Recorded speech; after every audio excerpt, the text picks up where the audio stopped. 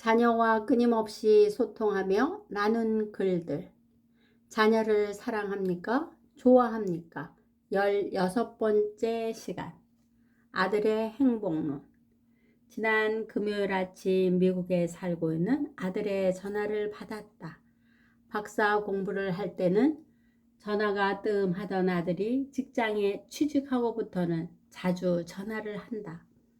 아들 말에 따르면 박사 공부는 너무 힘들고 재미없었는데 직장 생활은 힘들지 않다고 하더니 그래서 전화할 여유가 있는 것 같다는 생각을 해본다. 공부하는 것이 더 쉬울 텐데도 그렇지 못한 이유는 전액 장학금과 연구비를 받는 연구원이기 때문에 압박이 너무 심했다는 것이다. 너무 많은 연구과제를 기일 안에 해야 하기 때문에 고통스러웠던 것이다. 연구비는 조금 주고 분야가 다른 일까지 포함하며 산더미같이 일을 시켰다는 데서 오는 스트레스가 컸던 것 같다. 아들이 혼자 지내는 것이 안타깝기도 하고 약간 걱정이 되기도 해서 아들의 현재 상태를 알아볼 겸 아들아 행복하니? 하고 물었다. 아들은 주저없이 대답을 한다. 샤워할 수 있는 집이 있고 발 뻗고 잘 수 있는 집이 있으니 행복하고 아들의 집은 월세 집임. 일할 수 있는 직장이 있는데 내가 좋아하는 일을 하는데도 돈까지 주니 너무 행복하지요. 또 부모님이 계시고 무엇보다 하나님이 계시니 나는 정말 행복하다고 거침없이 말을 한다. 아들은 하고 있는 모든 일을 긍정적으로 생각하고 있었다. 걱정은 쓸데없는 기우였다. 사실 부정적인 눈으로 보면 현실은 그렇지 못한 것이 많이 있다. 부모는 멀리 떨어져 살고 하나밖에 없는 누나는 결혼하여 미국 서부 도시 샌프란시스코에 살기 때문에 아들이 살고 있는 동부 워싱턴 DC와는 거리가 너무 멀어 쉽게 만날 수도 없다. 가족도 없이 타국 땅에 혼자 지내는 것이 얼마나 외롭겠는가. 힘들 때 기대거나 위로해 줄 사람이 없으니 말이다. 그렇다고 여자친구가 있는 것도 아니고 경제적으로 풍족한 것도 아니니 부정적으로 생각하면 얼마든지 만족하지 못하는 생각을 할 수도 있을 텐데 아들은 행복하다고 힘주어 말을 한다. 아들의 말이 고마워서 이번에 세미나에서 만난 사람들에게 아들이 신앙으로 사는 이야기를 하면서 용돈 월급의 10분의 1도 보내준다고 자랑을 했다며 자랑할 수 있는 아들이 있어 행복하고 고맙다고 이야기를 하자 아들은 갑자기 부모님께 돈을 드려야 앞으로 내 아들도 돈을 줄 것이기 때문에 하는 거야 하면서 마구 크게 웃는다. 무슨 말이야? 하고 의아해하자 아들은 이렇게 말을 했다. 어려서부터 엄마 아빠가 할아버지 할머니와 외할아버지와 외할머니에게 용돈을 매달 드리는 것을 보면서 자랐기 때문에 우리도 이 다음에 크면 부모님께 돈을 드리자고 누나하고 의논까지 했다고 한다. 그러면서 자식된 도리로 당연한 일이지만 부모님의 교육적 모범이 그렇게 할 수 있게 되었다고 자랑스럽게 말을 해준다. 전화를 끊고 한참 동안 행복에 넘쳐 미소를 지으며 행복함을 맛본다. 나는 어떤 거울인가? 며칠 전 미국에 사는 딸과 남편이 대화하는 것을 들으면서 서로 말하는 태도들이 정말 많이 닮았다는 것을 느꼈다. 구체적으로 가르쳐 주지 않았어도 자녀들의 모습 속에서 부모가 하던 대로 행동하고 말을 하는 것을 보면 참으로 자녀들은 부모의 거울임이 틀림이 없다. 자녀들은 태어나 자라면서 함께 사는 부모를 닮아가고 다 자란 후에는 다시 우리에게 비추어 준다는 생각이 든다. 우리 자녀들을 보면 정말 구체적으로 가르쳐 주지 않았어도 너무나 우리 부부의 똑같이 행동하는 것들이 많이 있고 말을 하는 것까지도 같은 패턴으로 하고 있다. 예를 들면 자녀들과 통화 속에서 너의 하나님은 엄마의 하나님보다 더 멋있게 너에게 다가가지네 하면서 하나님의 동행하심을 일깨워 준다. 그런데 자녀들도 이제는 엄마 하나님이 더 멋있다면서 하나님의 동행하심을 확인시켜주는 말을 해준다.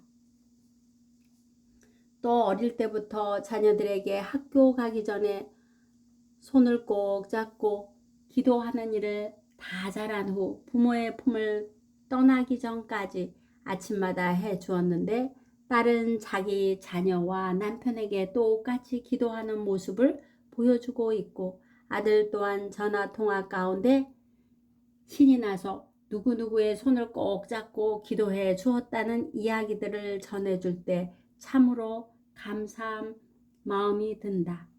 작은 예이긴 하지만 다른 모든 부분들에서도 신앙의 모습이나 삶의 모습이 우리 부부의 모습과 똑같이 닮아 있다. 이렇게 부모는 아니 나 자신이 자녀에게 중요한 존재로 자리매김을 하고 있음을 생각해 볼 때 주님이 세상에 보내신 이유 가운데 한 가지 확실한 것은 자녀의 모델로 살아가야 하는 사명이 있다고 확신한다. 그러면서 나 자신은 다른 사람에게는 어떠한 존재로 살고 있는지를 돌아본다. 사람과 관계는 세상에 처음 태어나면서부터일 것이다. 처음 엄마를 만나고 가족을 만나고 자라면서 친구들을 만나고 사회생활을 할 때에도 나 아닌 다른 사람과 관계를 맺고 살고 있다. 사람은 살아가면서 다른 사람과 더불어 살아가게끔 하나님이 창조하셨음을 창세기를 통해 알고 있다. 때론 그 관계 때문에 마음이 아프기도 하고 기쁘고 즐겁기도 한다. 그래서 사람은 누구와 관계를 맺고 살아가느냐에 따라 현재의 가치와 행복 수준을 결정해주는 중요한 단서가 되기에 다른 사람들에게 좋은 영향력을 주는 자리에 있어야겠다는 마음을 다시 다짐해 본다. 사람들을 만나 상담을 하면서 가장 많이 체험하는 것은 결국은 어릴 때 많은 상처를 받았거나 부모의 사랑 부재로 인한 상실감 때문에 어른이 된 뒤에도 병리적이거나 강박증으로 나타나서 다른 사람과의 관계가 어려워지고 힘들어하고 있음을 보게 된다. 자녀들에게, 남편이나 아내에게, 또 사회 속에서, 대인관계 속에서 어떤 영향을 미치고 살아가고 있는지를 다시 한번 확인하는 작업이 필요한 것이다. 혹시 어렸을 때 받은 상처가 있고 많은 사랑을 받지 못했다면 믿음의 사람에게는 예비되어 있는 해결 방법이 있다. 바로 하나님을 1대1로 만나는 것이다. 그것은 하나님과의 관계 속에서 주님이 나를 있는 모습대로 인정하시고 또한 부족한 부분까지도 받아주시면서 하나님의 자녀를 세워가심을 깨닫게 된다. 이후에는 다른 사람들에게 그 받은 사랑을 나누어 줄 수 있는 힘이 생기고 좋은 영향력을 줄 수 있게 될 것이다. 그 엄마의 그 딸. 미국에 있는 딸이 인터넷 주문으로 어버이날 하루 전에 택배로 꽃바구니와 내가 좋아하는 찹쌀떡과 카네이션을 선물로 보냈다. 아이를 키우느라 바쁠 텐데도 부모를 생각하면서 보낸 딸의 마음이 전해져서 금방 울컥한 마음에 눈시울이 젖는다. 남편 목사님은 너무 좋아 금방 카네이션 꽃을 달고 하루 종일 다닌다. 나도 덩달아 꽃을 가슴에 달고 하루를 지냈다. 이번 5월에도 변함없이 자녀들에게 편지를 썼다. 딸은 이번에도 편지를 받고는 어린이도 아닌데 엄마 이제 그만 쓰시죠? 라고 말을 한다. 그러면서 덧붙여서 하는 말. 이번에는 엄마가 무엇이라고 썼을까 생각하면서 분명히 어린이날 글을 보낼 것이라는 생각을 했단다. 엄마의 글을 기다리는 딸과 아들이 있다는 것이 행복했다. 이번엔 손자 손녀에까지 글을 올렸더니 손자 손녀에게 큰 소리로 할머니가 보낸 편지라며 읽어주었단다. 내가 이 일을 꾸준히 하는 이유는 엄마가 변함없이 기도하고 있고 사랑의 마음을 가지고 있음을 보여주므로 저들에게 믿음과 사랑의 힘을 주고 싶어서이다. 아마도 내가 살아있는 동안에는 변함없이 어린이날 자녀들에게 글을 쓸 것이다. 딸도 변함없이 어버이날 아침 글을 보내와 우리 부부에게 기쁨을 주고 있다. 해피 어버이날 사랑하는 부모님께 올해도 어김없이 어버이날이 돌아왔습니다. 너무나도 좋은 부모님이 있어서 즐거운 날, 바쁜 시간을 쪼개서 생각하고 글을 쓰게 만드는 즐거운 날이네요. 요즘에 유행하는 말처럼 제가 전생에 나라를 구했는지 아니면 하나님이 저를 너무나 특별하게 사랑하셔서 베스트 오브 베스트 최고의 부모님을 주셨으니 어찌 감사하지 않으리요. 두 아이를 키우면서 더욱 더 뼈저리게 부모님의 사랑과 인내를 느끼고 있답니다. 정말 부모님처럼만 주 안에서 아이들을 키우면 될 텐데 마음처럼 쉽지 않네요. 어려서부터 믿음으로 주님의 사랑으로 키워주시고 지금 커서도 역시 친구처럼 같이 이야기해 주시고 서프라이즈 아버지는 여전히 유머로 웃음을 주시고 목사, 우리 집에서는 목사라 불릴 정도인 어머니는 말씀으로 은혜와 때로는 깨우침도 주시고 두 분의 기도로 사랑을 퍼부어 주시니 부모님 은혜 갚는 것은 포기하고 그냥 기쁨으로 주시는 것만 받고 계속 무럭무럭 잘 자라는 방법밖에는 없네요. 그러니 아프지 말고 건강하셔서 저에게 쭉쭉 펴주시기 바랍니다. 부모님의 하하하 웃는 소리만으로도 전 항상 즐겁답니다. 엄마는 지금처럼 언제나 그렇게 박수 치면서 큰 소리로 웃으시고 찬양하시고 주님의 일들을 멋있게 감당해 나가시기를 기도합니다. 아빠의 말씀으로 한 영혼씩 변화하고 구원받고 여러 영혼씩 한 방에 변화하고 구원받으면 좋겠지만 그거는 주님이 하시는 일이고 항상 열정 잊지 않고 영혼을 사랑하는 마음으로 열심히 말씀 전하시는 그 모습 변치 않으시길 기도합니다. 갑자기 아빠 설교가 듣고 싶다. 엄마 역시 열심히 공부하고 다른 사람 이야기를 들어주면서 섬기는 엄마의 열정, 웃음 바이러스를 퍼뜨리면서 즐겁게 사시길 기도합니다. 지금까지 큰 일꾼으로 사용되고 있는 엄마가 자랑스러워요. 부모님의 존재 자체가 저에겐 힘이 되고 자랑이고 행복입니다. 사랑합니다. 또 제 편지를 읽으시고 눈물 흘리시지 마시고 이미 흘리신 거 좀 닦으시고 언제 팬미팅 하면 꼭 안아드리겠습니다. 부모님 때문에 행복한 날 사랑해요. 부모님의 스타 딸 에스더가 그리고 보니 내 이름이 별이네. 좋은 이름 주신 것도 감사.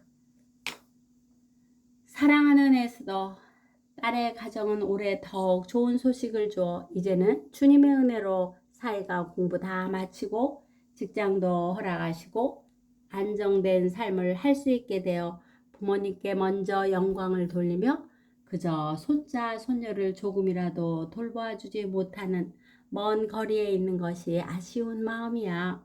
사랑하는 딸이 있어 행복하고 또한 가정을 이루며 엄마로서 아내로서 주님이 주신 사명을 믿음으로 감당하고 있는 모습이 대견하단다. 열심히 주어진 삶을 감사하며 잘 살고 있어서 고맙구나. 아들 디모데, 아들이 있어 든든하고 행복하구나. 늘 믿음의 아름다운 모습을 보여주어 고맙고 또한 그것이 엄마 아빠의 자랑이 되어 엄마 아빠의 힘이 되어가고 기쁨이 되어주어 고마운 마음이다. 주님이 주신 직장 생활 잘 감당하고 있으니 감사하고 또한 첫 번 것을 주님이 주신 축복으로 알아 하나님께 드린 모습이 정말 멋있구나. 하나님께 11조를 드리고 부모님에게 11조를 보내주는 마음이 귀하고 이것을 통한 주님이 주시는 놀라운 간증이 있기를 기도한다.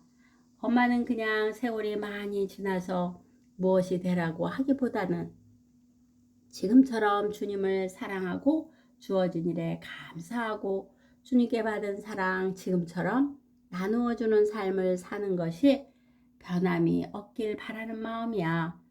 내년 어린이날에는 아들에게 주님이 준비하신 믿음의 여자를 만나 결혼했음 하는 바람이야. 끝으로 엄마를 위해 기도도 더불어 부탁한다. 마지막 논문 마무리 잘 하고 심사까지 잘 통과하도록. 사랑하는 아들 디모데, 사랑하는 딸 에스더, 사랑하는 사위 영철, 그리고 보고 싶은 이한이와 에린이 정말 사랑한다. 아주 많이. 엄마 아빠가 사랑하는 것 알죠? 이번 어린이날도 너희들 때문에 행복하고 감사한 마음을 주신 주님께 영광 돌리며 우리 모두 주님의 좋은 동역자로 살아 주님의 기쁨이 되는 명가문이 되어져서 주님이 원하는 가정이 되길 기도한다.